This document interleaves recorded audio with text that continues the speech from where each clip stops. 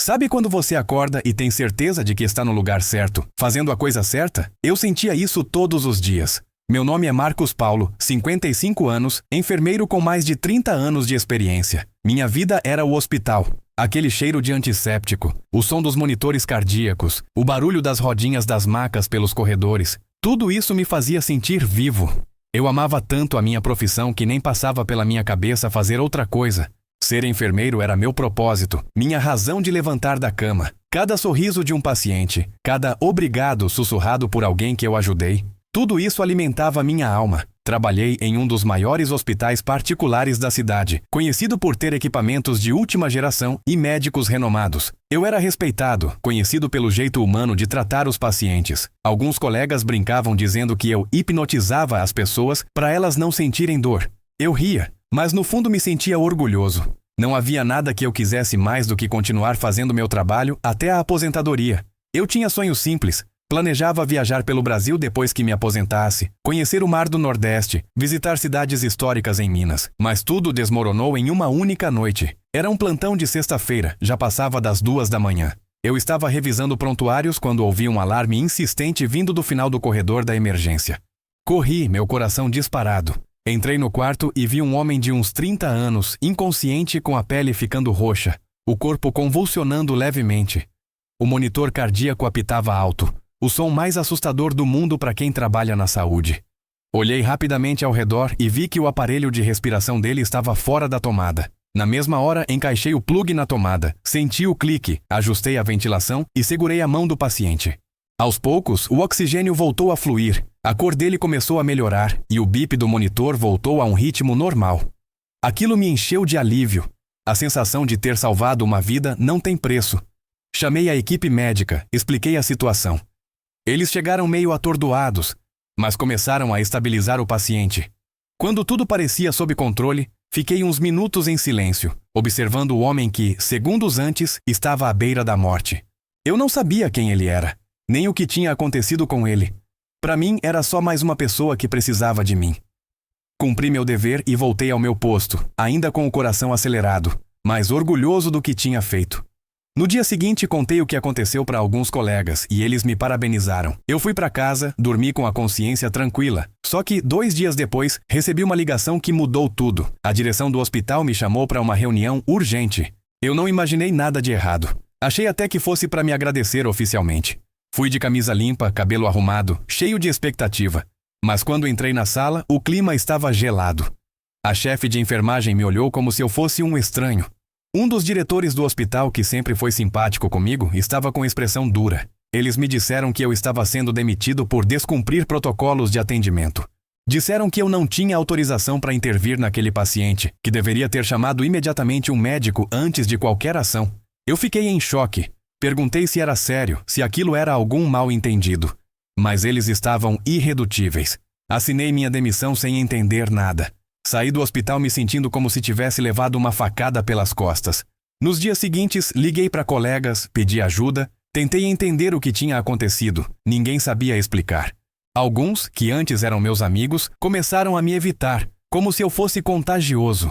Foi só depois de muito insistir que um técnico de enfermagem, que era meu amigo há anos, me chamou num canto e me contou a verdade.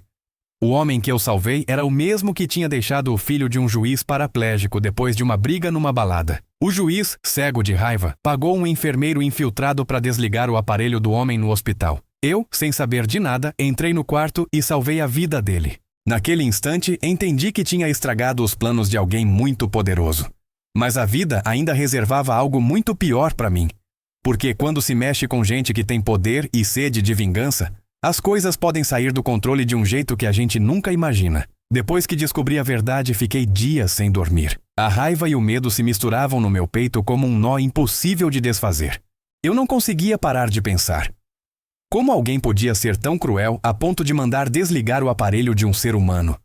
E pior, como eu, que só queria salvar vidas, tinha me tornado alvo de um juiz poderoso. Cada vez que fechava os olhos, revivia a cena do paciente sufocando e me perguntava: será que eu deveria ter deixado ele morrer? Será que minha vida teria seguido normal se eu não tivesse feito nada? As semanas seguintes foram de puro terror. Comecei a notar carros estranhos parados perto de casa. Pessoas que eu nunca tinha visto observando meus passos. Quando ia ao mercado, sentia olhares me acompanhando pelos corredores. Eu tentava me convencer de que era paranoia, mas no fundo sabia que não era. Minha família, que sempre me apoiou, também começou a sofrer. Minha esposa me pedia para sair da cidade, mas eu não tinha para onde ir. E para piorar, eu estava desempregado. Sem meu salário de enfermeiro, as contas começaram a acumular. As noites viraram um tormento, e cada barulho do lado de fora me fazia pular da cama. Até que um dia, voltando do mercado, fui abordado por um carro preto. 2 homens desceram, vestindo roupas sociais, mas com olhares frios como pedra. Eles se apresentaram como policiais civis. Disseram que eu precisava abrir meu carro porque havia uma denúncia de que eu transportava drogas. Meu coração quase saiu pela boca. Eu jamais tive qualquer envolvimento com drogas. Abri o carro tremendo e um dos homens foi direto para o porta-malas. Em segundos, ele puxou um pacote branco envolto em plástico. Cocaína. Eu congelei. Só conseguia balbuciar. Não é meu. Eu nunca vi isso. Mas eles já me algemavam, me jogavam no banco traseiro da viatura, enquanto um dos policiais dizia com sarcasmo: "Você gosta de salvar vidas, né? Agora vai ter tempo de sobra para pensar nisso na cadeia." Fui levado para a delegacia como se fosse um criminoso perigoso. As luzes brancas e frias do corredor da carceragem me cegavam.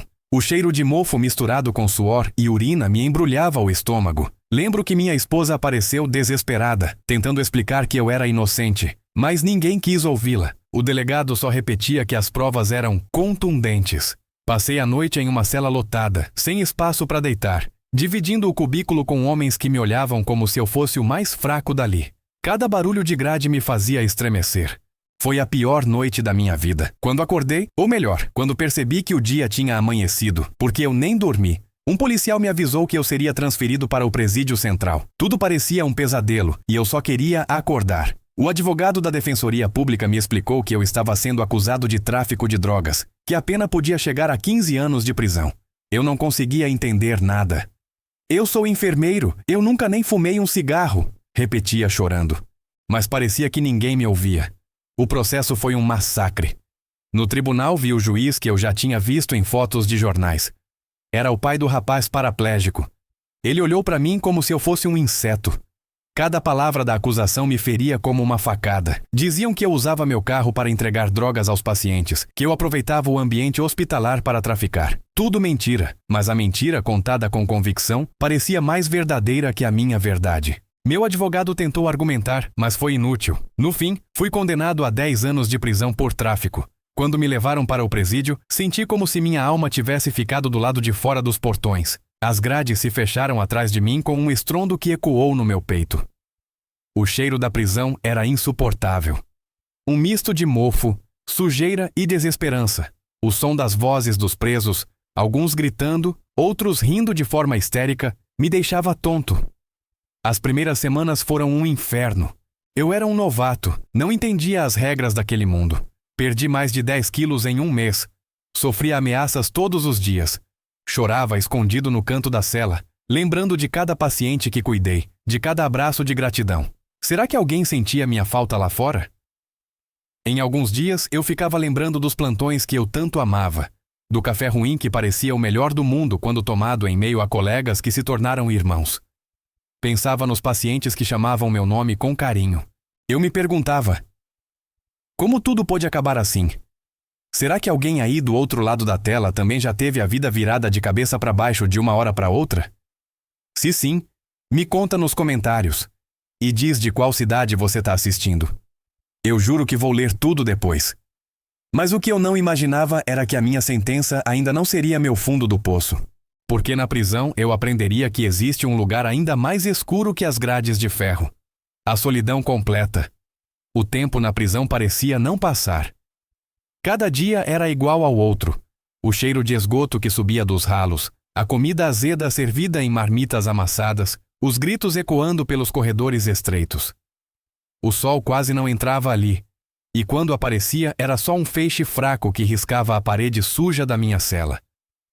Eu marcava os dias riscando traços na parte de trás do beliche. Cada traço era uma mistura de esperança e desespero. Esperança de que aquilo acabasse, desespero por não saber se eu conseguiria aguentar até lá. Os primeiros meses foram os mais difíceis. Fui agredido 2 vezes por detentos que queriam me obrigar a pagar proteção. Eu não tinha dinheiro, não tinha ninguém que pudesse mandar nada para mim. Passei dias deitado no canto da cela, tentando ficar invisível, e mesmo assim, a violência chegava até mim. Teve uma vez que me acordaram no meio da madrugada, enfiaram a cabeça no meu colchão e me bateram até eu quase desmaiar. Tudo porque eu não conseguia contribuir para a facção que dominava aquele bloco. Depois disso, andava com hematomas que não cicatrizavam direito, porque a enfermaria da prisão só oferecia um algodão sujo e uma pomada que mais ardia do que ajudava. Nesses momentos de dor, eu pensava na minha família. Minha esposa foi a única que tentou ficar comigo no começo. Ela me visitava todo mês. Pegava filas intermináveis no pátio de visitas, suportava humilhações para conseguir me ver por 20 minutos. Cada vez que ela aparecia, meus olhos se enchiam de lágrimas. Mas, com o tempo, ela foi desistindo. E eu entendo. É difícil segurar a barra sozinho. Um dia, ela não apareceu mais. Recebi apenas um bilhete dizendo que precisava seguir a vida dela, que não aguentava mais tanto sofrimento. Naquele dia, senti como se tivesse morrido em definitivo. Eu sabia que, a partir dali, estava realmente só. A prisão tem um jeito cruel de destruir as pessoas. Ela não acaba apenas com seu corpo, mas também com sua mente. Passei a ter pesadelos diários. Sonhava com o hospital, mas era como se eu andasse pelos corredores e as macas estivessem vazias. O som do monitor fosse um apito constante de falha, como se a morte estivesse em todos os quartos. Acordava suando, com o coração disparado, e via que ainda estava ali, cercado por grades e paredes descascadas. Comecei a ter medo do escuro. Cada barulho no corredor me fazia tremer. Passei a conversar sozinho, tentando não enlouquecer. Às vezes, sussurrava para mim mesmo os nomes dos pacientes que atendi, como se repetir esses nomes pudesse me trazer de volta para quem eu era. No 3º ano de prisão, finalmente consegui um recurso que reduziu minha pena. Meu advogado, com a ajuda de uma ONG que defende presos injustiçados, apresentou provas de que a perícia nas drogas encontradas no meu carro tinha falhas gritantes. A juíza que avaliou o recurso foi justa e reduziu minha condenação para 3 anos, já quase cumpridos. No dia em que assinei a soltura, minhas mãos tremiam tanto que mal consegui escrever meu nome. Quando o portão do presídio se abriu e eu respirei o ar de fora pela primeira vez, caí de joelhos. Chorei como uma criança. Mas a alegria durou pouco. Eu não tinha mais nada. A casa que era minha e da minha esposa tinha sido vendida para pagar dívidas acumuladas. Minhas roupas, meus objetos, até as fotos que eu mais amava tinham desaparecido. Ninguém me oferecia emprego. Quando fui tentar voltar para o hospital, o RH sequer me recebeu. Em cada entrevista de emprego, bastava verem que eu tinha antecedentes criminais para me dispensarem antes mesmo de terminar a frase "Eu sou enfermeiro".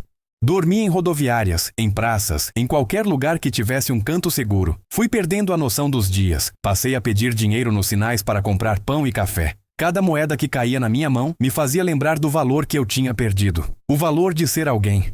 Eu não sei se você aí do outro lado já se sentiu invisível, já se sentiu como se ninguém enxergasse sua dor, como se cada pessoa que passasse ao seu lado só quisesse olhar para outro canto para não encarar a sua miséria.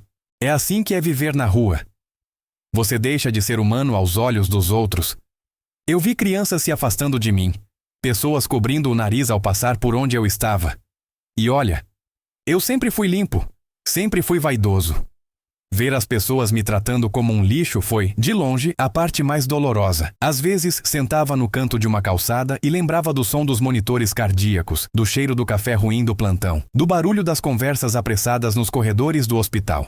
Lembrava de quem eu fui. Me perguntava, será que um dia eu vou conseguir ser de novo o Marcos Paulo enfermeiro?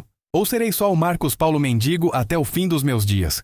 Mas ainda havia algo dentro de mim que resistia. Uma faísca, mesmo que pequena, que dizia, não desiste. Mas eu não sabia que o frio das ruas, a solidão e a vergonha ainda iam me levar a um lugar muito mais escuro do que eu imaginava. Os primeiros dias morando na rua foram um choque tão grande que parecia que eu estava em outro planeta. O concreto duro da calçada virou meu colchão. A marquise de uma farmácia 24 horas foi meu primeiro teto. As madrugadas eram tão geladas que eu tremia até doer os ossos. Eu tentava enrolar meu corpo em um cobertor velho que encontrei no lixo, mas o vento sempre dava um jeito de entrar. E não era só o frio que me castigava. Cada barulho, cada passo apressado na calçada, cada buzina distante me lembrava que eu não pertencia mais a lugar nenhum. A pior parte não era a fome, nem o frio. Era a solidão. O silêncio das noites na rua é tão pesado que parece que vai esmagar a gente. Eu ficava deitado olhando para as estrelas, imaginando onde estariam meus amigos, minha esposa, os colegas do hospital. Será que alguém ainda pensava em mim? Será que alguém se perguntava onde eu estava dormindo naquela noite? Nessas horas, eu fechava os olhos e fingia ouvir o som do bip regular do monitor cardíaco, como se aquilo pudesse embalar meu sono. Mas o que eu mais ouvia eram ratos correndo pelos cantos e cães latindo ao longe. De dia, eu saía andando sem rumo. Pedir esmola era humilhante. Cada não era como uma facada no meu orgulho. Alguns me olhavam com pena, outros com nojo, mas a maioria simplesmente fingia que eu não existia. Foi nessa rotina que conheci outros moradores de rua que me ensinaram a sobreviver.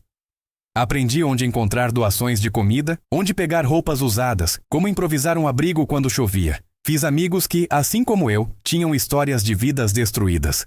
Tinha um senhor que foi empresário, outro que tinha sido professor universitário. Percebi que a rua é cheia de pessoas que um dia tiveram uma vida digna, mas que perderam tudo. Eu não era a exceção, só mais um. Com o passar dos meses, meu corpo começou a fraquejar.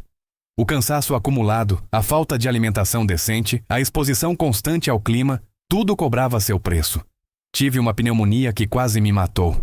Fui socorrido por um projeto social, levado para um posto de saúde. Enquanto me medicavam, percebi o olhar dos enfermeiros. Alguns tinham compaixão, mas outros tinham no rosto a mesma expressão que eu já tinha visto em colegas de plantão quando falavam de andarilhos que só dão trabalho. Aquilo doía mais do que a febre. Eu, que um dia cuidei de tantos, agora era visto como um estorvo. Quando melhorei, voltei para a rua. Só que agora meu corpo já não tinha a mesma força. Caminhar longas distâncias atrás de ajuda era quase impossível. Em alguns dias pensei em me entregar de vez ao destino, me deitar em algum canto e esperar a morte. Mas sempre vinha uma lembrança. A de um paciente que eu salvei, de uma criança que me abraçou depois de receber alta, de um idoso que dizia, Deus te pague, enfermeiro. Essas memórias me davam forças para tentar mais um dia. Certo dia, uma mulher se aproximou enquanto eu estava sentado numa calçada. Ela me ofereceu um lanche e perguntou meu nome. Quando falei Marcos Paulo, ela abriu um sorriso triste. Disse que sua mãe tinha sido minha paciente anos antes e que eu a tratei com tanto carinho que ela jamais esqueceu. Eu chorei ali mesmo. Foi a primeira vez em meses que alguém me reconheceu como ser humano. Ela me disse que se pudesse me dar abrigo, daria, mas não tinha condições. Ainda assim, aquela conversa reacendeu em mim uma chama que eu achava apagada. Às vezes, tudo o que a gente precisa é ser visto, ser lembrado como alguém que tem valor. E é por isso que, se você está assistindo até aqui, eu queria te pedir algo. Comenta de qual cidade você é. Quero saber até onde minha história está chegando. Quero sentir que ainda sou parte do mundo. Que minha voz ainda pode ser ouvida. Cada comentário de vocês vai ser como um abraço para mim. Aquela pequena esperança que nasceu com aquele encontro foi boa, mas não durou muito, porque viver na rua não perdoa ninguém. E eu ainda precisava enfrentar algo que me derrubaria de vez. A vergonha de reencontrar pessoas do meu passado. Eu sempre soube que, em algum momento, ia encontrar alguém do meu passado. A cidade não era tão grande assim, e a vida na rua me deixava exposto, parado em calçadas movimentadas, visível para quem quisesse me ver. Mas nada me preparou para o dia em que aconteceu. Eu estava sentado perto de um terminal de ônibus, com a cabeça baixa, segurando um copo plástico na mão, quando ouvi uma voz familiar chamando meu nome. Marcos Paulo? Levantei o olhar devagar, com medo do que encontraria. Era a enfermeira Sandra, minha colega de plantão por mais de 10 anos. Ela me olhou com um misto de espanto e tristeza. Seus olhos se encheram de lágrimas enquanto ela repetia. O que aconteceu com você? Eu tentei falar, mas as palavras ficaram presas na garganta. Meu rosto queimava de vergonha. Eu, que um dia fui seu parceiro em tantos turnos difíceis, agora estava ali, sujo, com as roupas rasgadas, pedindo moedas para comer. Sandra se aproximou, me abraçou forte. Foi um dos abraços mais sinceros que já recebi na vida. Mas, ao mesmo tempo, senti como se todo o meu passado estivesse sendo arrancado de dentro de mim. Ela se ofereceu para me ajudar. Disse que poderia conversar com a direção do hospital para tentar me reempregar, mas eu sabia que seria inútil. Eu ainda tinha a ficha criminal, ainda era o ex-presidiário acusado de tráfico. E por mais que alguém quisesse me estender a mão, havia algo maior que me barrava. A minha própria vergonha. Porque, mesmo que as pessoas me aceitassem de volta, eu não conseguia me aceitar. Não conseguia me olhar no espelho de um banheiro público sem sentir nojo de mim mesmo. Depois do encontro com Sandra, fiquei dias sem conseguir sair do canto onde dormia. Minha mente virou um turbilhão de lembranças. Eu me lembrava das festas de fim de ano do hospital, dos aniversários que a equipe comemorava no refeitório, das risadas que ecoavam nos corredores durante a madrugada. Aquilo tudo parecia ter acontecido em outra vida. Uma vida que eu não teria mais. Comecei a evitar as ruas mais movimentadas, com medo de ser reconhecido de novo, porque cada reencontro me lembrava do que eu perdi. Foi nesse período que minha saúde mental começou a desmoronar de vez. Passei a ter crises de pânico quando ouvia sirenes de ambulância, como se cada som me transportasse de volta para a prisão, ou para os corredores do hospital. Às vezes, sentia meu coração disparar e minha visão escurecer. Acordava de madrugada gritando, assustando outros moradores de rua que dormiam perto de mim. Eu tentava explicar. Mas como explicar algo que nem eu mesmo entendia? Então, comecei a me isolar cada vez mais, evitando até mesmo aqueles que dividiam comida comigo. Em uma noite especialmente fria, sentei embaixo de um viaduto, abracei meus joelhos e chorei como nunca tinha chorado antes. Lembrei das palavras de um médico com quem trabalhei. Marcos, você nasceu para cuidar das pessoas. Seu coração é diferente. Onde estava esse coração agora? Será que ele ainda existia? Ou tinha morrido junto com minha dignidade? O vento daquela madrugada cortava meu rosto como lâminas. Cada rajada parecia querer arrancar de mim a pouca esperança que restava. Eu comecei a me perguntar se valia a pena continuar lutando. Nesse período comecei a encontrar refúgio em bebidas oferecidas por outros moradores de rua. No começo só aceitava um gole para esquentar o corpo, mas logo me vi dependendo daquela anestesia para conseguir dormir. O álcool virou meu companheiro silencioso, me ajudando a esquecer, mesmo que por algumas horas, quem eu era e onde eu estava.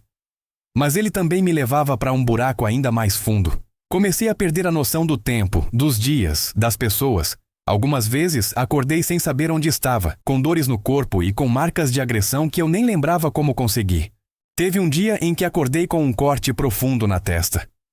Um dos meus poucos amigos de rua me contou que um grupo de jovens, bêbados, tinha me chutado enquanto eu dormia. Eu não lembrava de nada.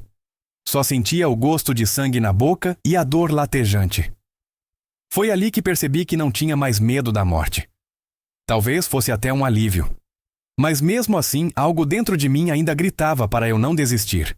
Era como se cada lembrança dos meus pacientes, cada sorriso que arranquei de alguém no passado, fosse uma voz dizendo, aguenta só mais um dia. Mas eu não fazia ideia de que algo estava para acontecer que me daria pela primeira vez em anos uma pequena chance de recomeçar. Ou pelo menos uma razão para tentar levantar a cabeça. Naquela manhã, acordei encolhido sob um pedaço de papelão, ainda tonto dos goles que tinha tomado na noite anterior. Meu corpo doía como se eu tivesse sido atropelado. A cabeça latejava. O cheiro de urina misturado com fumaça de escapamento me fazia querer vomitar.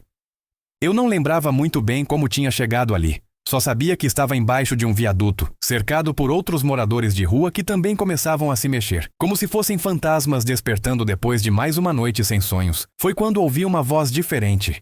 Um homem de terno, acompanhado de uma mulher que segurava uma prancheta, andava entre os sem-teto oferecendo ajuda. Ele dizia ser de uma ONG que trabalhava com reintegração social. Eu me encolhi, desconfiado. Já tinha ouvido tantas promessas vazias que aprendi a não acreditar em ninguém. Mas ele se aproximou de mim, se agachou para ficar na minha altura e me chamou pelo nome. Marcos Paulo, certo? Eu soube da sua história. Meu coração disparou. Como ele sabia quem eu era? Como alguém ainda lembrava de mim? Ele explicou que a ONG tinha recebido minha história por meio da enfermeira Sandra, aquela que me reencontrou meses antes. Ela tinha contado para ele sobre minha situação e sugerido que eu fosse ajudado. Eu não sabia se chorava ou se ria de nervoso. A ideia de que alguém em algum lugar ainda se importava comigo me deixou sem ar. Mas junto com a esperança veio o medo. Como recomeçar do zero depois de ter sido tão destruído? Eu disse a ele que não tinha mais nada, que não sabia se conseguiria largar o álcool, que não tinha coragem de entrar em um hospital nem como paciente. Ele me olhou nos olhos com uma calma que eu não via há muito tempo e disse: ninguém espera que você faça isso sozinho. A gente vai caminhar com você.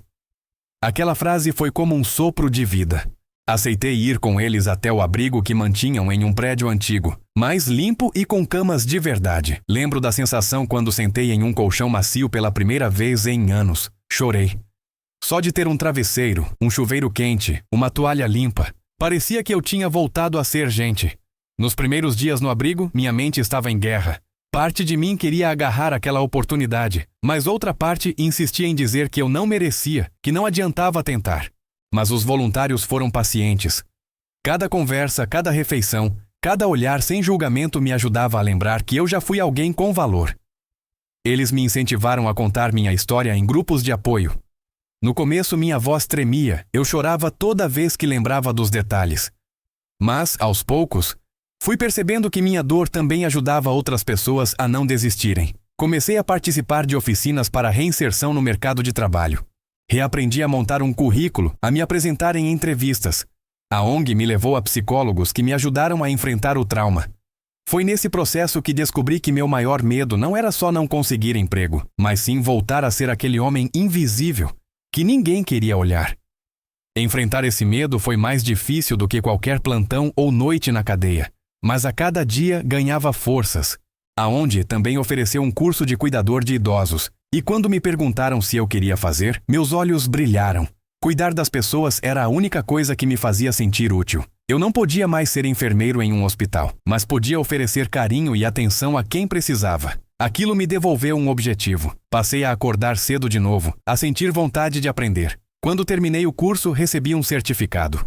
Foi só um pedaço de papel, mas para mim significava mais que qualquer diploma universitário. Nesse período comecei a reconstruir pequenos laços. Alguns ex-colegas ficaram sabendo que eu estava tentando recomeçar e me mandaram mensagens de apoio. Alguns, claro, ficaram em silêncio, mas cada palavra positiva era como combustível para eu seguir em frente. Um dia, mexendo no celular que a ONG me deu, vi uma mensagem da minha ex-esposa.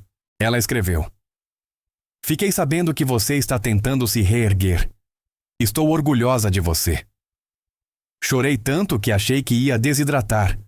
Não esperava a reconciliação, mas só de saber que ela torcia por mim, já era como ganhar um abraço do tamanho do mundo. E se você chegou até aqui me ouvindo, eu queria agradecer de coração. Você não faz ideia de como é importante para mim saber que alguém se importa, que minha história está sendo ouvida. Deixa um comentário dizendo o que você achou até agora. Eu vou ler cada palavra. Mas mesmo com essa nova chance, eu ainda precisava enfrentar meu maior desafio: perdoar a mim mesmo por tudo o que aconteceu. A parte mais difícil de todo o processo de recomeço não foi aprender novas habilidades, nem enfrentar a vergonha de voltar a pedir ajuda. O mais difícil foi encarar meu reflexo no espelho e aceitar quem eu tinha me tornado. Durante anos, eu me culpei. Me perguntava o que poderia ter feito de diferente. E se eu não tivesse ligado o aparelho? E se eu tivesse desconfiado do que estava acontecendo? E se eu tivesse tido mais força para lutar no tribunal? Esses "e se" me torturavam todas as noites, me impedindo de dormir. Até que percebi que viver no passado só me impedia de seguir em frente. Foi com a ajuda dos psicólogos da ONG que comecei a trabalhar essa culpa. Eles me ensinaram que eu não era culpado pelo que o juiz fez comigo. Que ser uma pessoa boa não significa que coisas ruins não vão acontecer. Que, às vezes, a vida é cruel sem motivo e isso não diminui nosso valor. Comecei a repetir para mim mesmo todos os dias: eu não sou o que fizeram comigo. Eu sou o que eu escolho fazer agora. No começo parecia uma mentira, mas aos poucos essas palavras foram criando raízes dentro de mim. Nesse processo também aprendi a perdoar quem me fez mal. Sei que pode parecer impossível perdoar um juiz que destruiu minha vida. Mas guardar ódio só me consumia por dentro. O rancor me tornava refém de um passado que eu não podia mudar. Eu precisava me libertar para poder dar um futuro digno a mim mesmo. Então, comecei a orar todos os dias, pedindo forças para não desejar o mal de quem me prejudicou. Não foi fácil, ainda não é. Tem noites em que acordo tomado de raiva, mas hoje sei que posso escolher não alimentar esse sentimento. Voltei a sonhar com coisas simples, como ter um quarto só meu, um armário com roupas limpas, poder convidar alguém para tomar café comigo em casa. Comecei a guardar cada centavo que ganhava em pequenos trabalhos como cuidador de idosos, lavando quintais, ajudando em mudanças. Mesmo ganhando pouco, a sensação de voltar a ter meu próprio dinheiro era libertadora. A ONG me ajudou a abrir uma conta bancária, e quando vi meu nome ali, lembrei do Marcos Paulo que, anos atrás, tinha orgulho de quem era. Aquilo reacendeu minha vontade de continuar. Um dia fui chamado para cuidar de uma senhora que precisava de companhia enquanto a família trabalhava. Ela me tratava com respeito, me chamava de meu enfermeiro querido, mesmo sabendo que eu não podia mais atuar como enfermeiro formalmente. Aquela frase me fez chorar escondido no banheiro dela. Foi como se, por um instante, eu tivesse recuperado um pedaço de mim que achei ter perdido para sempre. A cada dia, cuidando dela, eu percebia que ainda sabia fazer o que amava, oferecer atenção, carinho, segurança. E percebi que, mesmo sem jaleco, eu ainda podia ser alguém que salva vidas, às vezes só com uma palavra amiga. Comecei a escrever um diário sobre tudo que vivi, tudo que senti, tudo que aprendi. As noites em que eu tinha vontade de desistir, as manhãs em que descobria que ainda podia tentar. Meu maior desejo passou a ser compartilhar essa história com outras pessoas que, assim como eu, acham que estão sozinhas em sua dor. Foi quando conheci um projeto de vídeos que dava voz a histórias como a minha. Me convidaram para gravar, para contar cada detalhe. Eu tremia só de pensar em expor minhas feridas, mas sabia que precisava fazer isso. Não só por mim, mas por todos que precisam acreditar que a vida pode recomeçar. No dia da gravação, sentei em frente a uma câmera e comecei a falar. No começo minha voz falhava, mas depois fui lembrando dos sons dos corredores do hospital, do bip dos monitores, do cheiro de café ruim, das mãos dos pacientes segurando as minhas. Falei com o coração. Contei do orgulho que sentia em cuidar de cada pessoa, do medo que me consumiu, da dor de ver minha vida ruir, da humilhação de ser preso injustamente, do frio da rua, mas também da força que descobri dentro de mim. Contei que hoje eu ainda sonho em voltar a trabalhar em algo que me permita cuidar das pessoas, mesmo que não seja como enfermeiro. Quando terminei de gravar, a equipe me abraçou. Foi a primeira vez, em anos, que me senti visto de verdade, não como ex-presidiário ou morador de rua, mas como ser humano, como Marcos Paulo. E quando soube que meu vídeo iria para a internet, pensei, será que alguém vai assistir? Será que minha história vai tocar corações? Então, se você está assistindo e chegou até aqui, saiba que você faz parte da minha cura. Cada pessoa que para ouvir, para comentar, para dizer que torce por mim, é um tijolinho na reconstrução da minha vida. Mas mesmo depois de tudo isso, eu ainda precisava enfrentar o maior medo de todos. Encontrar sentido para tudo o que vivi e descobrir se minha história poderia servir de luz para alguém. Depois que gravei meu depoimento, passei noites em claro pensando no que as pessoas iriam achar. Tive medo de ser julgado outra vez. Medo de que alguém dissesse que eu mereci passar por tudo, mas no fundo eu também sentia esperança. Porque se a minha história pudesse tocar nem que fosse uma pessoa, já teria valido a pena. Quando o vídeo foi ao ar, lembro da ansiedade que me consumiu. Meus dedos tremiam enquanto atualizava a página. E então começaram a chegar os primeiros comentários. Pessoas dizendo que estavam emocionadas, que nunca imaginaram que alguém pudesse perder tudo por fazer o certo, que minha coragem de contar tudo estava inspirando quem também enfrentava dias difíceis. Cada palavra de apoio me fazia sentir menos sozinho. E não só isso, me fazia sentir útil novamente. Lembrei de quando eu percorria os corredores do hospital segurando a mão dos pacientes, dizendo que tudo ficaria bem. Era como se, agora mesmo longe dos hospitais, eu ainda pudesse ajudar a curar corações machucados. Descobri que nossa dor, quando compartilhada, pode se tornar remédio para quem acha que não tem mais saída. E isso me deu forças para continuar contando minha história, para seguir em busca de um futuro melhor. Comecei a ser convidado para encontros de grupos de apoio, para rodas de conversa em abrigos e até para palestras em ONGs. Cada vez que eu falava, percebia olhares atentos, pessoas emocionadas, e algumas até me procuravam depois para dizer que estavam pensando em desistir, mas que, ao me ouvir, decidiram tentar mais um dia. E foi então que compreendi.